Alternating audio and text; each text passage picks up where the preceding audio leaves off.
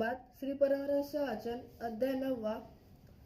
श्लोक क्रमांक 11 ओवी क्रमांक 106 श्री गणेशाय नमः श्री गुरुभ्यो नमः श्री सरस्वती नमः वस्तु होऊनी सदा असत सदा शिवनंद डुलत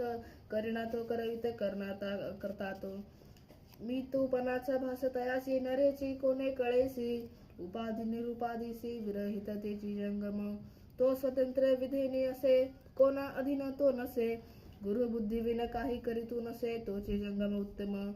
तोची गुरु मोक्षदाता मोक्षही होय पाया लागता न मानी तो सर्वता क्षध्या काही मुक्त म्हणजे सुटला बद्ध माईजे बंदीला जो मुळीच बांधला नाही त्याला सुटला म्हणावे काही जो बंध मोक्षातीत वस्तू रूपीचीच असे सूक्ष्मीभूत